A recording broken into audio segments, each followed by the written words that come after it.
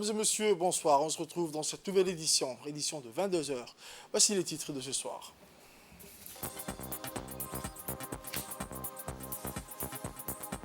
Le président de la République, Al-Hajj Ismaël Omar Guelleh, a regagné mardi soir le pays à l'issue d'une double mission en Gambie et en Guinée-Bissau. Toujours dans l'actualité nationale, l'Assemblée nationale a un débat sur la politique générale du gouvernement. Ensuite, aux nouvelles mondiales, en Amérique du Sud, les discussions entre les États-Unis et les pays latinos sur la migration. Les détails dans un instant. C'était les titres, mesdames et messieurs, le journal au complet à présent. Le président de la République, son Excellence M. Ismaël Omar Guelleh, a regagné hier, mardi soir, le pays à l'issue d'une double mission qui l'a successivement conduit en Gambie et en Guinée-Bissau. Au Gambie, première étape de ce dernier déplacement à l'étranger, le chef de l'État a pris part aux travaux du 15e sommet de l'Organisation de la coopération islamique. Réunion aux thématiques plurielles, cette assise a toutefois dévolu son ordre du jour principal aux voies et moyens permettant aux pays musulmans d'aiguiser leur appui et soutien à la Palestine, notamment à la bande de Gaza, théâtre depuis 7 mois de massacres de populations sans défense, prise entre l'étau d'une famine entretenue et d'un effondrement des dispositifs économiques, sociaux et sanitaires. La participation du président Guelleh à ce sommet a essentiellement été marquée par une importante allocution qu'il fit à sa tribune. Il s'agit d'une intervention dans laquelle il fit surtout état de sa foi en la capacité du monde musulman à venir à bout des problématiques à son ordre du jour ou en les appréhendant davantage sous le signe de l'unité, de la cohésion et d'une solidarité agissante.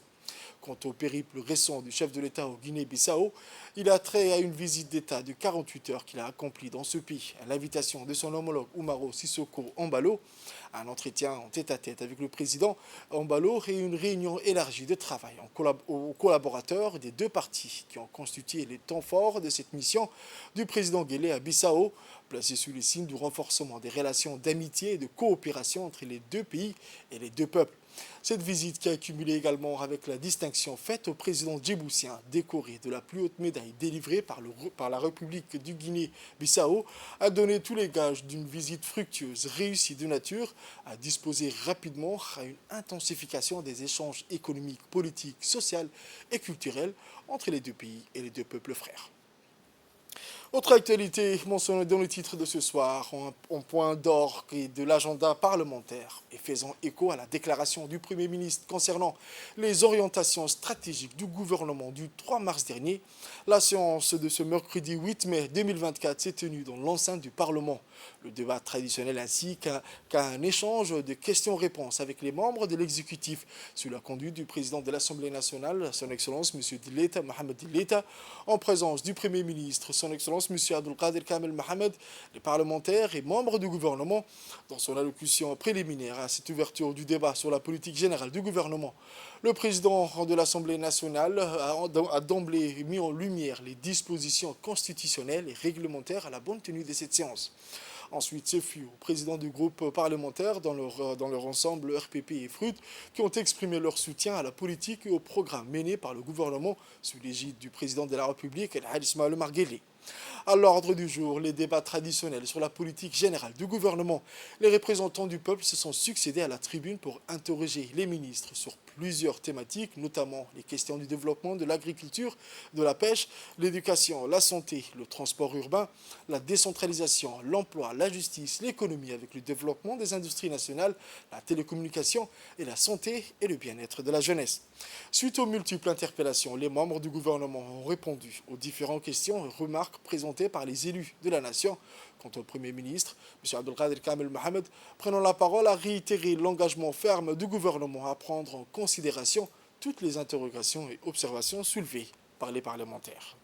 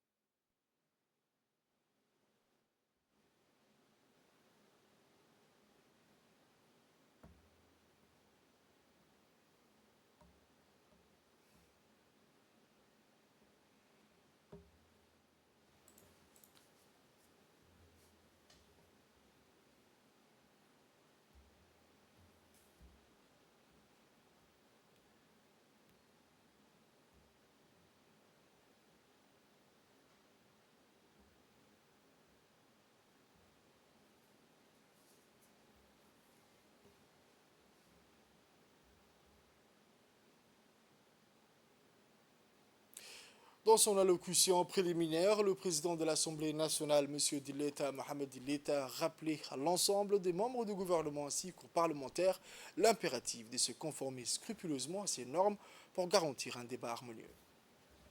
La séance publique relative au débat sur la politique générale du gouvernement est ouverte. Excellences, Monsieur le Premier ministre, Mesdames et Messieurs,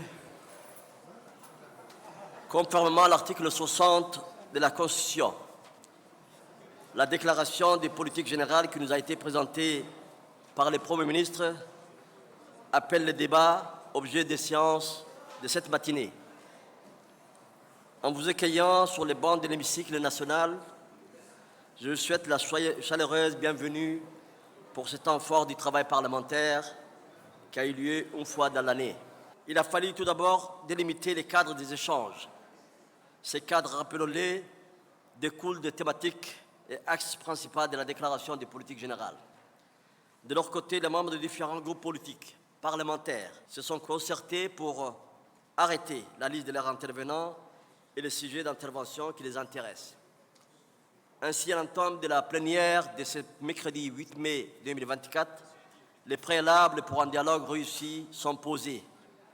Permettez-moi d'en souligner à présent les règles à observer. La première étant que chaque député inscrit des prises de parole ne peut intervenir que dans les limites des sujets choisis et qu'il a notifié en avance. Deuxièmement, la durée d'intervention des députés ne peut excéder 3 minutes. Ceci dans le but à la fois d'optimiser le temps alloué à la séance et pour permettre la participation du plus grand nombre possible de parlementaires. Les réponses des ministres seront soumises, bien évidemment, au même impératif et brièveté. La durée de leur intervention ne peut excéder 5 minutes. À cause du laps de temps limité prévu pour la séance publique, je tiens à réaffirmer que ces règles de concision et de brièveté doivent être scrupuleusement respectées. Ensuite, ce fut aux présidents des groupes parlementaires dans leur ensemble RPP et FRUD qui ont exprimé à tour de rôle leur soutien à la politique et au programme mené par le gouvernement sous l'égide du président de la République, son Excellence M. Ismaël Omar Guelleh. De fonction, le nombre de gouvernements ont fait preuve d'un engagement sans faille et d'une détermination à toute épreuve pour faire avancer notre pays sur la voie du progrès et de la prospérité. Ils ont accompli un travail remarquable dans de nombreux domaines, tels que la réforme de l'éducation, la création d'emplois, la transition énergétique, la transition numérique plutôt, la protection de l'environnement, la lutte contre les inégalités sociales, autant de chantiers sur lesquels des avancées significatives ont été réalisées grâce à une vision claire et des actions concrètes. Certes, des défis restent à relever et des obstacles se dressent sur notre chemin. Mais je suis convaincu qu'ensemble, nous allons faire face à ces défis et surmonter ces obstacles. Notre groupe politique majoritaire est uni derrière le gouvernement pour défendre et promouvoir cette politique générale qui vise à améliorer la vie de nos concitoyens et à garantir un avenir pour tous. Cet exercice de contrôle parlementaire qui est le débat politique, de politique générale, a fait l'objet d'une préparation minutieuse avant que nous venions discuter aujourd'hui ici. Pour le groupe du FRUD, que j'ai le privilège de conduire, j'avais participé dans une réunion d'échange avec les autres chefs de groupe, en présence et sous l'arbitrage du président de l'Assemblée nationale. Par la suite, nous nous sommes réunis au niveau de notre groupe avec des thèmes abordés ont été choisis par des collègues députés de la représentation nationale ici de la coalition de l'INP. Plusieurs députés inscrits ont déjà exprimé leur opinion ici, pour tout le groupe d'ailleurs, et pour ma part, les discours des politiques générales est un débat convenable et nous appuyons fermement. À cette occasion, les projets de société ici mentionnés dans le discours de politique générale présenté par le Premier ministre, et nous portons un regard généralement positif. À l'ordre du jour, les débats traditionnels sur la politique générale du gouvernement. Les représentants du peuple se sont succédés à la tribune pour interroger les ministres sur plusieurs thématiques, notamment les questions de développement. On écoute les interventions. La question est relative aux ordures ménagères. Alors, pourquoi ne pas organiser des débats ou des journées de réflexion à l'échelle nationale au cours desquelles des solutions seraient proposées? Ce marché vital et essentiel à la vie regroupe en effet chaque jour des milliers de nos concitoyens d'Amboli, Jebel, Pompage, Quartier 7 bis et ses environs. Or, Monsieur le ministre, depuis un certain temps, le mur arrière du marché d'Amboli central, en face de la grande mosquée, est complètement détérioré, même inexistant, et devient par conséquent un dépotoir des ordures et des détritus de tout genre. Avez-vous déjà planifié un programme de réhabilitation et de rénovation pour les différents marchés de la ville de Djibouti? Je vous remercie. Votre département a réalisé de nombreux forages dans les régions de reculées. Ceci dit, il reste des forages à réaliser dans certaines localités comme Moncourt et une addiction d'eau à Malahou. Est-ce que votre agenda prévoit, Monsieur le ministre, de concrétiser ce projet de forage dans ces localités? En outre, l'énergie en fuel de forage pose des problèmes d'approvisionnement. C'est pourquoi les habitants des localités demandent la réalisation des forages désormais autonomes en énergie solaire. J'aimerais savoir si cette alternative fait également partie de votre agenda. En l'absence des sages-femmes dans le milieu rural, ce sont les matrones qui jouent un rôle de premier plan dans les activités de santé et de reproduction auprès de nos concitoyennes. Comment ces matrones qui ne bénéficient d'aucune formation continue peuvent-elles être capables de reconnaître les signes de complications au cours de l'accouchement afin de pouvoir diriger la patiente le plus rapidement possible, le CMH de la région? Monsieur le ministre, je suggère dans un premier temps qu'il serait judicieux de mettre en place un programme destiné à mieux encadrer la fonction des matrones. En deuxième lieu, il est difficile pour une seule matrone de mener à bien les tâches qui lui sont confiées, d'où la nécessité d'augmenter l'effectif des matrones. Il y a un projet qui va commencer donc bientôt à Nagad, où il y a le projet donc de biomasse, c'est un projet privé complètement américain qui va créer de l'énergie à partir des déchets. Nous avons tenu plusieurs réunions avec l'ensemble des parties prenantes de notre pays, et il y a de cela maintenant un mois, la dernière réunion qu'on a eue avec le directeur général de la RTD, tout le monde a remarqué que donc déjà les prémices, c'était un slogan qui passe à la télé avec une chanson et qui dit effectivement, qui sensibilise les gens. Mais également, il est prévu à ce qu'il y ait des plateaux télévisés au cours desquels il y ait des débats. Mais ces plateaux ne peuvent pas se faire tant que des actions concrètes ne sont pas faites au niveau de notre ville. La gestion de marché, nous sommes en train de voir, nous sommes aujourd'hui en train de faire un plan communal pour régler tous ces problèmes de marché. Le marché de Hayablé, il y a le marché de Beka12, il y a le marché de Balbala. Tous ces marchés font partie d'un plan de réorganisation, de réhabilitation qui verra le jour, Inch'Allah, d'ici quelques temps. La solarisation des forages, il y a 174 forages, 30 forages me manquent.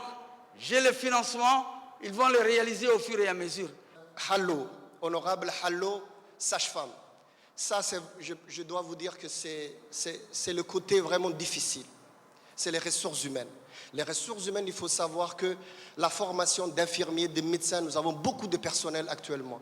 Mais au niveau des sages-femmes, nous avons des difficultés puisque pour disponibiliser les sages-femmes dans les régions très éloignées, c'est difficile.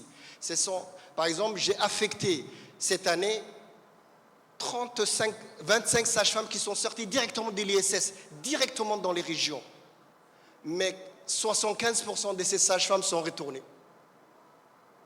Donc, nous avons des difficultés à maintenir les sages-femmes. Mais on va continuer à envoyer les sages-femmes. Mais cette politique de prise en charge que les matrones, il faut qu'on... C'est fini maintenant les matrones. Matrones, c'est terminé. Maintenant, c'est des sages-femmes. Les sages-femmes doivent être présents au niveau rural, au niveau des régions, les sages-femmes.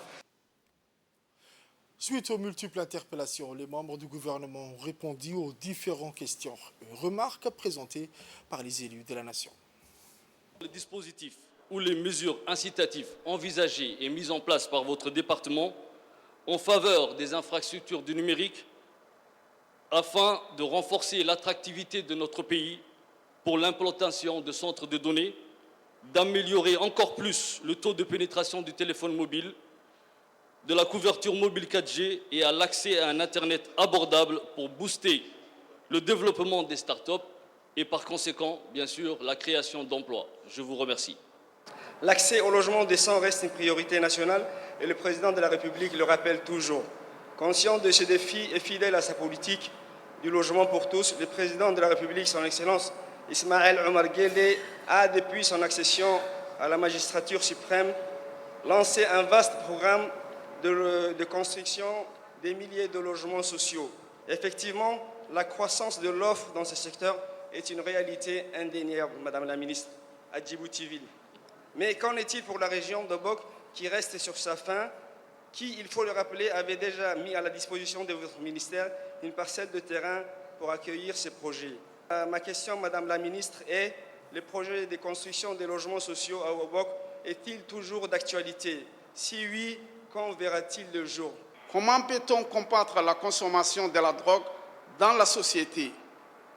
Quelle est l'introduction de la drogue en milieu scolaire? La consommation de drogue chez les écoliers est généralement faible et peut s'inscrire dans une tendance plus générale aux problèmes de comportement et à la prise de risques. Comment peut-on combattre la consommation de la drogue dans la société? Madame la ministre de la Jeunesse, en juin 2023, votre ministère, en collaboration avec les ministres de l'Agriculture et de l'Environnement, a lancé la semaine de promotion des métiers de l'économie bleue, mettant en avant les opportunités d'emploi dans le secteur tel que la pêche. Ce projet, qui a notamment ciblé la région d'Obok en raison de ses ressources halieutiques et de sa biodiversité marine, est une initiative salutaire. Pourriez-vous nous donner, Madame la Ministre, le détail sur l'état d'avancement de ces projets et sur la manière dont ces jeunes bénéficieront concrètement des équipements promis afin de les aider à démarrer leur activité dans le secteur de la pêche? On a à Djibouti 9 câbles sous-marins. 9 câbles sous-marins qui sont actuellement atterrissent à la station à Djibouti. 9.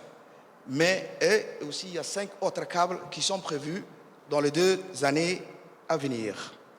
Comme vous le savez, l'opérateur historique a déployé toutes les infrastructures nécessaires en matière d'Internet mobile et de 4G dans l'ensemble du territoire national. Et on est en train de préparer comment déployer la fibre optique au niveau national. Au niveau national, quand je dis au niveau national, il y a la partie Djibouti-Ville. La partie Djibouti-Ville, elle est en train de se faire tout doucement. On a un plan d'action jusqu'à 2025 pour terminer tous les quartiers de Djibouti-Ville. Il y a un autre projet maintenant qui est en cours et qui va être bientôt présenté à la session plénière, la prochaine session plénière, qui concerne le projet East Africa, Horn, l'initiative East Africa, qui consiste lui aussi à déployer la fibre optique au nord de Djibouti, dans la région de Tadjoura, Dobok, jusqu'à Balho. C'est la fibre optique, ce n'est pas la 4G, c'est la fibre optique qui va être déployée au nord. Bien sûr avec des ramifications et qui vont rentrer directement dans les villes secondaires. Et j'espère d'ici quelques années, la région du Nord sera équipée, elle aussi, de la fibre optique. Vous l'aviez dit, dans la région d'Obok aussi, il y a des projets qui se sont faits. Il y a aussi beaucoup de parcelles qui ont été produites. Et il faut rendre hommage à la fondation Ismaël Omar Guelleh qui a construit 100 logements très sociaux pour les familles donc à revenus très faibles. Cependant, pour les autres classes qui veulent accéder à des logements décents, toutes les études sont finies et nous sommes en train de faire le nécessaire pour mobiliser les financements qui sont donc destinés à produire des logements sociaux à Obok. Et Inch'Allah, d'ici très peu, on pourra donc faire les premiers logements sociaux à Obok. Merci. Et donc nous, à travers les enseignements, à travers plusieurs disciplines, cette problématique, elle est reprise, que ce soit dans sciences, bien sûr, de la vie et de la terre, mais également en géographie, en histoire. On reprend ces thématiques pour un peu parler avec les jeunes sur tous les dangers des drogues et les différents types de la drogue.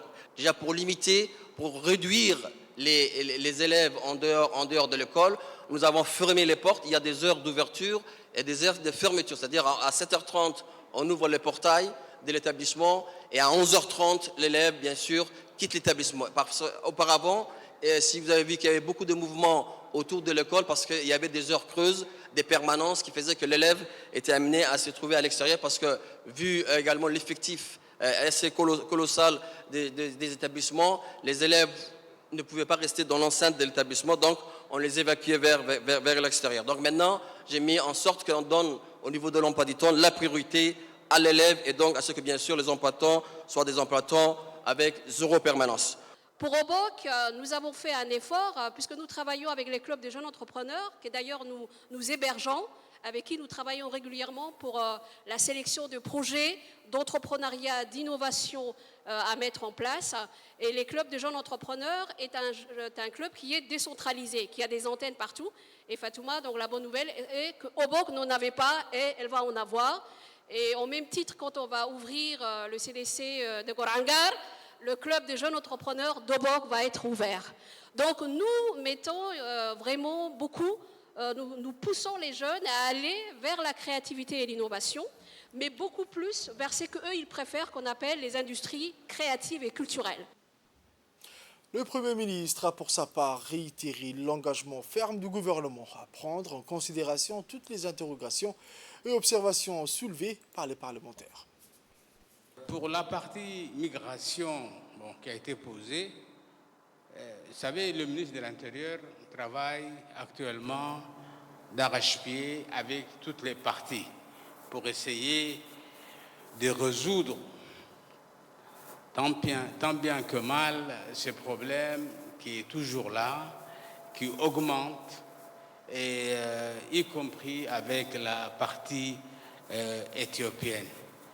Espérons que cette démarche arrivera à essayer de réduire, parce qu'éliminer, ce n'est pas possible, mais réduire au moins cette migration qui devient un peu trop encombrante pour notre pays.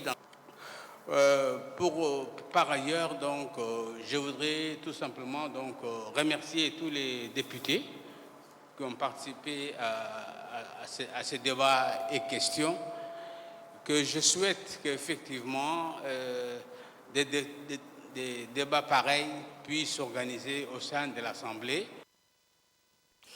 Le président du Parlement, avant de procéder à la clôture de la session, a exprimé sa profonde satisfaction quant aux travaux réalisés, aux échanges du débat démocratique et a déclaré également clore la séance de débat sur la politique générale du gouvernement. Voici son mot de clôture. terme de la séance publique portant sur le débat des politiques générales, je pense que par rapport aux questions qui ont été posées par les membres du Parlement, les réponses qui ont été données, je pense qu'en gros, on ne doit être que satisfait des débats que nous avons eus, et c'est par rapport au discours des politiques générales présenté par les premiers ministres le mois de mars dernier. À la lumière de nos interactions constructives durant des heures qui viennent de s'écouler, il me semble évident de relever l'immense satisfaction du devoir accompli pour cette journée de travail dense. Après ce moment privilégié que nous venons de vivre avec comme boussole l'intérêt supérieur de nos concitoyens, je déclare close la séance de débat sur les politiques générales du gouvernement. Les agents chargés du recensement RGPH 3 2024 ont entrepris de se rendre au domicile du président de l'Assemblée nationale, M. Dileita Mohamed Dileita, afin de remplir leur devoir de collecte des données. Cette initiative revêt une importance capitale, soulignant l'impératif de garantir une collecte de données juste et équitable, indépendamment des statuts ou des fonctions officielles. Elle témoigne de l'engagement des autorités à instaurer une transparence intégrale dans le processus de recensement, renforçant ainsi la confiance du public envers l'intégrité des institutions. Par cette action, il était question d'émettre un signal fort quant à l'engagement des autorités à promouvoir un processus de recensement transparent et impartial, pilier fondamental d'une gouvernance démocratique et équitable. Cette démarche reflète également la volonté des autorités de briser les barrières symboliques susceptibles d'entraver la collecte de données précises et exhaustives, impérieuses pour éclairer les politiques publiques et allouer efficacement les ressources nationales. Toutefois, il est essentiel de souligner que cette visite inopinée met en exergue les défis persistants auxquels se confronte la collecte de données particulières en ce qui concerne l'accès à des informations précises et fiables à tous les niveaux de la société. On écoute la réaction du président de l'Assemblée nationale qui a appelé à ce que cette action soit suivie d'efforts continus visant à garantir que chaque citoyen, indépendamment de son statut, puisse contribuer de manière équitable et transparente au processus du RGPH 3 2024. Général de recensement sur la population et l'habitat, qui ne ménage aucun effort et avec qui a déjà plusieurs fois travaillé avec l'Assemblée pour porter à notre connaissance les défis auxquels lui-même et son équipe font face. Aujourd'hui, à voir que ce travail a commencé à démarrer depuis trop longtemps, nous sommes très contents. Et je voudrais ici lui dire toutes mes félicitations et toutes les félicitations à l'équipe. Je vois les difficultés auxquelles toute l'équipe fait face pour aller chaque heure, chaque minute chez des gens, pour leur questionner, pour remplir le formulaire. C'est quelque chose d'extraordinaire. Mais en même temps que je félicite le directeur, je voudrais aussi lancer un appel à la population pour accompagner le troisième recensement, qui est quelque chose de très très important, parce que c'est quelque chose qui appuie la politique de notre pays.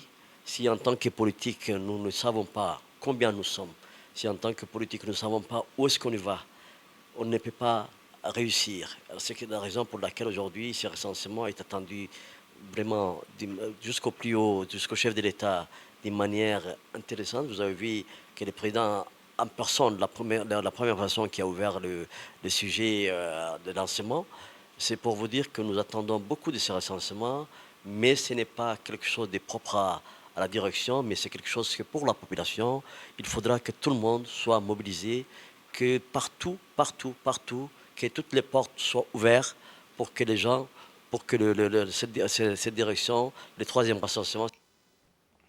Ce matin, à l'hôtel Kempinski Palace a abrité un atelier de réflexion pour la mise en place d'un système d'alerte précoce multirisque en République de Djibouti. Présidé par le ministre de l'Intérieur, M. Seydou Hassan, ces travaux de l'atelier a également vu la participation du ministre des Infrastructures et des Équipements, M. Hassan Mohamed Ibrahim, le coordinateur des Nations Unies, le responsable adjoint du bureau régional des pays arabes, le directeur général de l'Agence nationale de la météorologie, le préfet de la ville, le secrétaire exécutif des gestions des risques des catastrophes, mais aussi les représentants des ministères sectoriels et des institutions concernées. L'objectif de cet atelier était de cet atelier de réflexion visait à faire le point sur l'état actuel des systèmes d'alerte précoce à Djibouti, mais aussi de promouvoir une compréhension commune de progrès dans la mise en œuvre. Les systèmes d'alerte précoce multirisques liés à des actions précoces sont avérés être la clé des efforts du pays pour gérer les risques, améliorer l'adaptation et renforcer la résilience. Le besoin de systèmes d'alerte précoce se pose plus que jamais avec acuité car les changements climatiques induits par l'homme entraînent des conditions météorologiques de plus en plus extrêmes. Les systèmes qui avertissent les gens de l'imminence d'une tempête, d'une inondation ou d'une sécheresse ne sont pas un luxe mais un outil rentable qui permet de sauver des vies, de réduire les pertes économiques et d'obtenir un retour sur investissement presque 10 fois supérieur. Par le secrétariat exécutif chargé de la gestion des risques, en collaboration avec l'Agence nationale de la météorologie de Djibouti, mais aussi avec le soutien du Bureau de la coordination des Nations Unies et aussi le Bureau de l'Organisation internationale de la migration.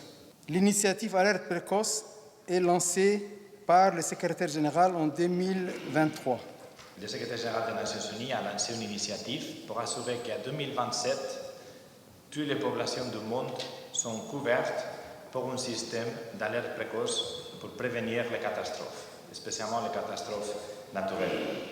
Cette initiative, il y a 4 piliers principaux: améliorer, identifier les risques de catastrophes dans chaque pays, améliorer l'observation et la prévention de ces risques, améliorer la préparation à la réponse humanitaire en cas que les risques arrivent, et améliorer les systèmes de communication et d'avertissement à la population pour éviter ou mitiguer les risques.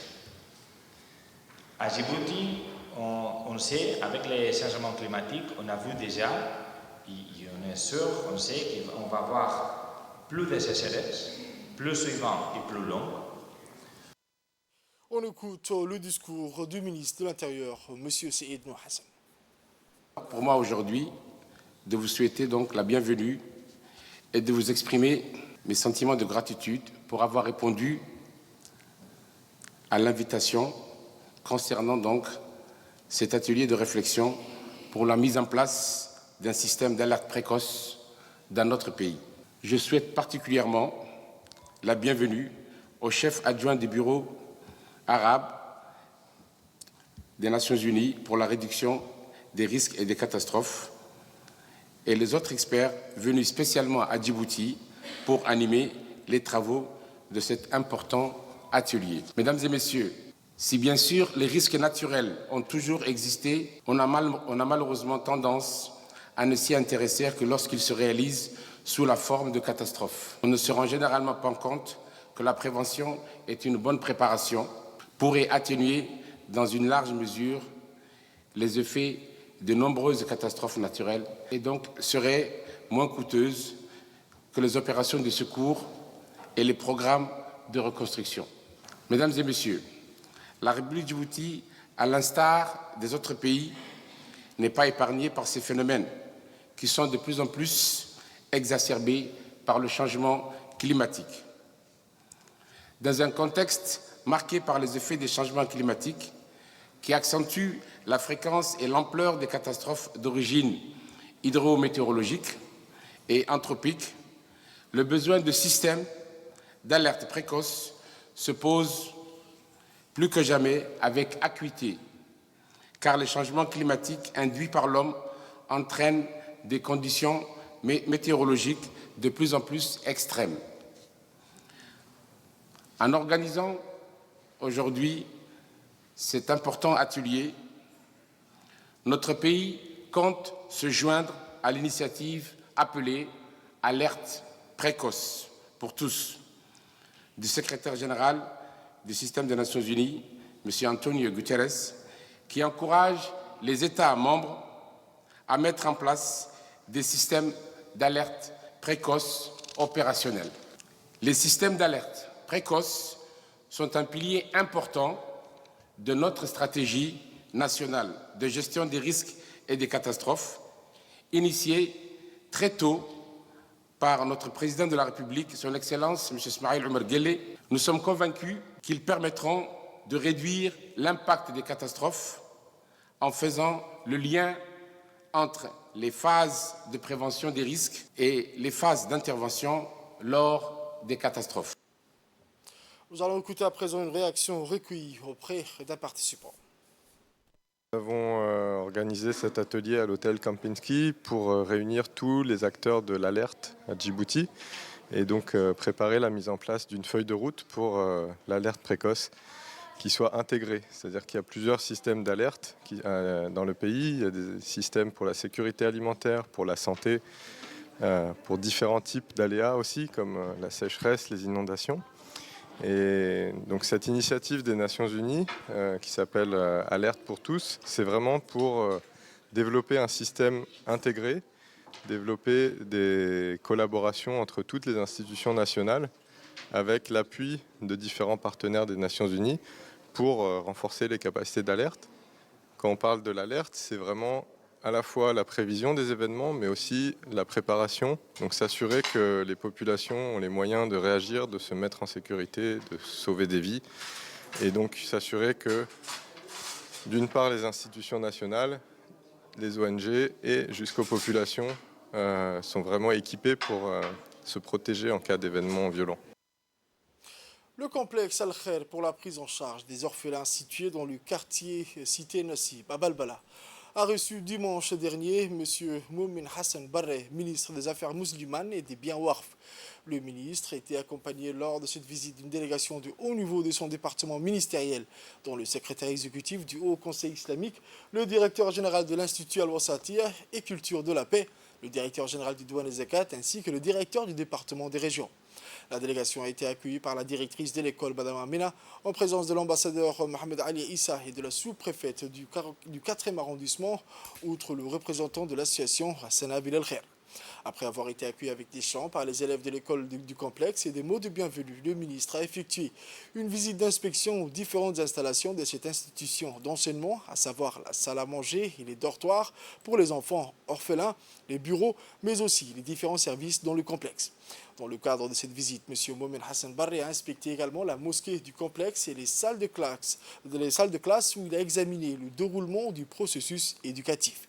Le ministre a écouté les explications des enseignants ainsi que les interventions et les paroles des étudiants, ce qui lui a permis d'évaluer le niveau d'éducation, les conditions également de travail dans cet établissement scolaire.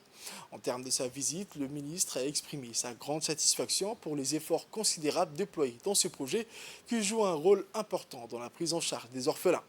Le ministre s'est engagé à fournir le soutien nécessaire à cette infrastructure vitale afin de lui permettre d'accomplir pleinement ses nobles missions.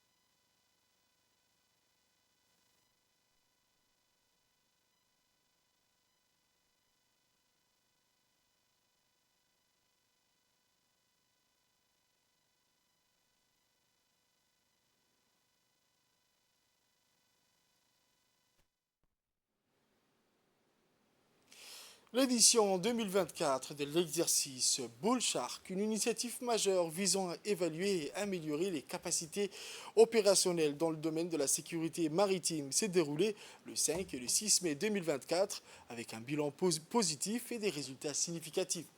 Organisée avec une vision axée sur la collaboration internationale, l'édition de cette année a permis un partenariat étroit entre la garde-côte djiboutienne, la Marine nationale, la brigade d'intervention rapide des forces armées djiboutiennes et leurs homologues internationaux, notamment les États-Unis d'Amérique, l'opération Atalante de l'Union européenne représentée par la Marine espagnole et les forces françaises stationnées à Djibouti. L'exercice comprenait des volets maritimes et terrestres, mettant en œuvre des opérations de recherche et des sauvetages dans des scénarios réalistes et pratique. Un moment marquant a été l'inclusion d'une première expérience de saut en parachute des équipes du département des recherches et sauvetage de la garde côte djiboutienne. Un aspect essentiel de cet exercice a été la reconnaissance des efforts de partenaires internationaux, en particulier des États-Unis d'Amérique, pour leur dévouement exemplaire, leur professionnalisme et leur contribution à la coopération bilatérale. Cette collaboration renforce non seulement les capacités opérationnelles, mais également les bases des relations nationales. L'exercice Bull Shark a laissé une empreinte indélébile sur les participants, renforçant ainsi l'engagement envers la formation continue, l'amélioration et la vigilance dans le maintien de la sécurité maritime dans la région et la protection des intérêts nationaux.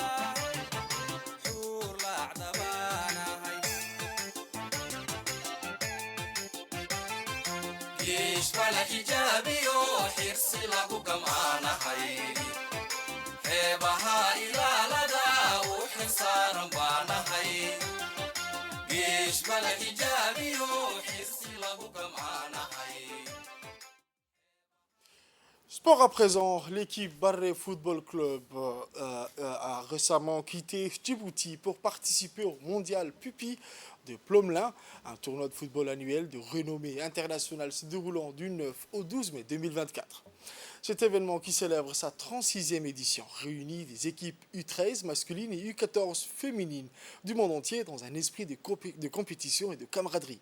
Pour cette compétition prestigieuse, l'équipe Barré Football Club U13 a consacré de nombreuses heures d'entraînement et de préparation afin de représenter dignement Djibouti sur la scène internationale.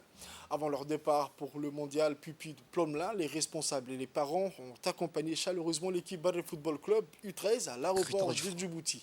Dans un moment chargé d'émotions, les responsables de l'équipe ainsi que les parents des joueurs se sont rassemblés pour exprimer leur soutien et leur encouragement à l'équipe alors qu'elle se prépare à représenter fièrement Djibouti. Avis de recherche, la famille Kamel Elmi et de Fatouma Ahmed Hashim recherchent leur fils Mohamed Amin, né à Djibouti en 2012, situé à Quartier 3. Mohamed Amin Kamel Elmi a quitté son domicile à Quartier 3 dans la journée du mardi 30 avril 2024 à 14h00. Il portait un pantalon bleu, un t-shirt rouge.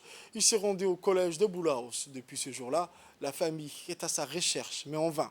Ce dernier est un mineur de 12 ans, de nationalité djiboutienne. En cas de découverte, veuillez contacter le numéro du commissariat central, le 21 35 27 61, ou au numéro de la famille, le 77 16 91 99 ou le 77 81 91 46.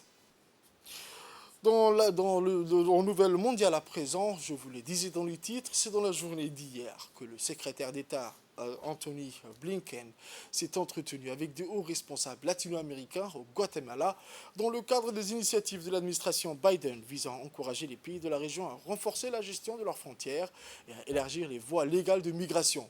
La gestion de la frontière américaine avec le Mexique a été critiquée, devenant une préoccupation majeure pour de nombreux électeurs lors des dernières élections présidentielles.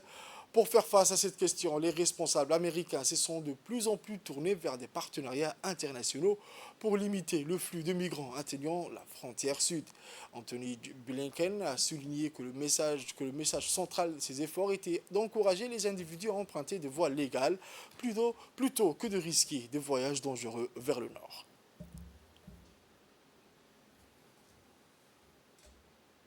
C'est la fin de ce journal de 22h, mesdames et messieurs. Merci à vous de l'avoir suivi et restez avec nous pour la suite du programme sur Télé Djibouti. Bonne soirée à toutes et à tous.